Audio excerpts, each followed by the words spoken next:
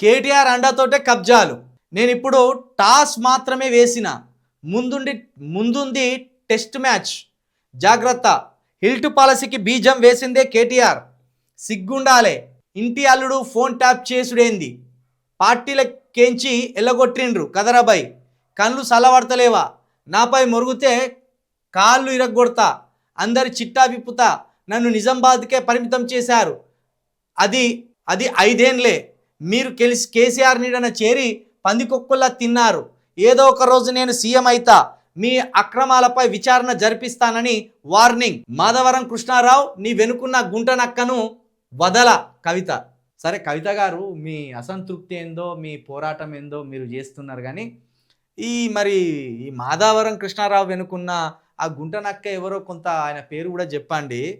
అదేవిధంగా ఇప్పుడు కేటీఆర్ గారు, కవిత గారు, హరీష్ రావు గారు కేసీఆర్ అనే ఒక మహావృక్షం కింద లీడర్లుగా ఎదిగిన వారు వీళ్ళు. ఇప్పుడు బీఆర్ఎస్ పార్టీ కష్టకాలంలో ఉన్నది. మీరు కొట్టుకుంటే ఇది మందికి చులకన అవుతాను, మీరు కొట్టుకుంటే మందికి చులకన అవుతాను. మరి ఈ విషయాన్ని కవిత గారికి తెలియదా అంటే తెలుసు, ఆ మాత్రం తెలియదు. అంత పెద్ద లీడరు కవిత గారు తనకు తెలియదా? తెలుసు. కానీ మరి తన టార్గెట్ తనకు ఉన్నట్టయితే కనబడుతుంది. సరే, పార్టీలకు వెళ్ళి వెళ్ళగొట్టిండ్లు ఆడబిడ్డను అని తన వర్షన్ను తాను చెప్పుకుంటున్నప్పటికీ, కవిత గారు మీకు క్రెడిబిలిటీ రావాలంటే మీరు ప్రజలలో తిరుగుతున్నారు, బాగానే ఉన్నది. ఇట్లా బీఆర్ఎస్ నాయకులకు సంబంధించి ఆ రోజుల్లో ఏం జరిగిందో మీరు దగ్గరున్నారు కాబట్టి దాన్ని చెప్తుంటే కొంతమందికి ఇట్లా జరిగిందా అని ఆశ్చర్యపోతున్నారు. మరి జరగకముందే చెప్తుందా అని కొంతమంది మీ మీద విమర్శలు చేస్తుంది. ఇవన్నీ పక్కన పెడితే ముందు మీరు ఒక పార్టీ పెడితే అది అక్కడికి వస్తుంది ఇంకా తెలంగాణ ప్రజలకు. ఎందుకంటే బీఆర్ఎస్ పార్టీ ఒక్కటే ఉన్నది తెలంగాణకు. మీరు కూడా ఒక పార్టీ పెట్టండి. మీరు పార్టీ పెట్టిన తర్వాత మీ మీద విశ్వసనీయత పెరుగుతుంది. సరే, మీరు పార్టీ పెట్టడంలో భాగంగానే మరి తెలంగాణ వ్యాప్తంగా పర్యటనలు చేస్తున్నారా అనేది కూడా ఓ చర్చ అయితే జరుగుతున్నది. కాబట్టి ఇప్పుడు మీరు చేస్తున్న కామెంట్లు కావచ్చు, విమర్శలు కావచ్చు, రేవంత్ రెడ్డి బీఆర్ఎస్ మీద చేసే విమర్శల కంటే మీరు బీఆర్ఎస్ మీద చేసే విమర్శలే అందరినీ నిజంగా ఆశ్చర్యానికి గురి చేస్తున్నాయి. చర్చ కూడా జరుగుతుంది. ఎందుకంటే మీరు కేసీఆర్ గారి కూతురు, అందులో బీఆర్ఎస్లో మీరు ప్రధానమైన ఒక లీడర్ కాబట్టి ఆ పార్టీ నుండి బయటకు వచ్చిన మీరు చెప్తున్న విషయాలన్నీ ఇప్పుడు ఒక హాట్ టాపిక్గానే ఉన్నాయి. ఇప్పుడు మీరు కేటీఆర్ గారి మీద విమర్శలు చేయదలుచుకున్నారా? నిజంగా ఈ ఫోన్ ట్యాపింగ్ జరిగిందా? మీరు తిట్టుకోవడం కాకుండా అసలు ఈ తెలంగాణ ప్రజల కోసం ఏం చేస్తారనేది ఒకటి ఆలోచించండి. ఇప్పుడు ఇన్ని విమర్శలు మీరు చేసిందంటే మరి గతంలో మీరు పార్టీలో ఉండి ఏం చేసిందని కూడా అడుగుతారు. గతంలో పార్టీలో ఉండి ఫోన్ ట్యాపింగ్ జరుగుతుంటే ఏం చేసిండ్రు? ఎందుకు సైలెంట్గా ఉన్నారు? లేకపోతే ఈ మాధవరం కృష్ణారావు లాంటి వారి వెనుక ఎవడో గుంట నక్క అంటాను, ఆ గుంట నక్కను అప్పుడు ఎందుకు ఏం చేయలేకపోయిండ్రు?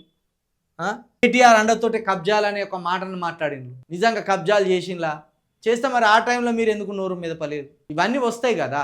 తెలంగాణ ప్రజలు కాంగ్రెస్ పాలన బాగలేదని బాధపడుతున్న ఈ సందర్భంలో మీరు కాంగ్రెస్ ప్రభుత్వం మీద కొట్లాడకుండా ప్రతిపక్ష నాయకులుగా ఉన్న కేటీఆర్ గారి మీద, ప్రతిపక్ష పార్టీ మీద విమర్శలు చేయడం వల్ల అదనంగా ప్రజలకు పడే పని అయితే మీరు ఏం చేస్తారు? రేవంత్ రెడ్డి 10 రాళ్ళు ఇసిరేస్తాడు, దాంట్లో మీరు ఒక రాయి ఇసిరేసినట్టు అవుతాను. ప్రజా సమస్యలను పరిష్కరించడానికి బీఆర్ఎస్ పార్టీ ప్రయత్నం చేస్తాను, మీరేమో ఇక దానికి వ్యతిరేకంగా కాంగ్రెస్కు సపోర్ట్గా ఉన్నట్టు బీఆర్ఎస్ మీద మీరు ఒక రాయి వేస్తాను.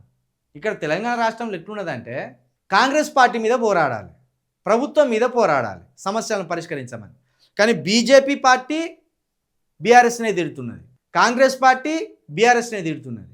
ఆఖరికి బీఆర్ఎస్ నుండి బయటకు వచ్చిన కవిత గారు కూడా ప్రజా సమస్యల మీద పోరాడకుండా మళ్ళీ తిరిగి బీఆర్ఎస్నే విమర్శిస్తున్నారు. అంటే ఇక్కడ రేవంత్ రెడ్డి గారి డైరెక్షన్లోనే వీరందరూ కూడా పనిచేస్తున్నారేమో అనే ఒక అనుమానం అయితే ప్రజల్లో ఉన్నది.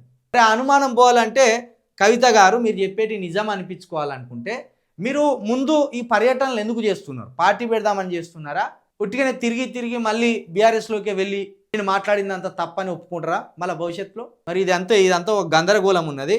కాబట్టి దీనికి సమయం వచ్చినప్పుడు మీరే దానికి జవాబు చెప్పవలసిన అవసరం ఉంది. ఆమె చెప్పింది ఒకటైతే వీడు రాసుకొచ్చింది ఒకటి రాసుకొచ్చింది.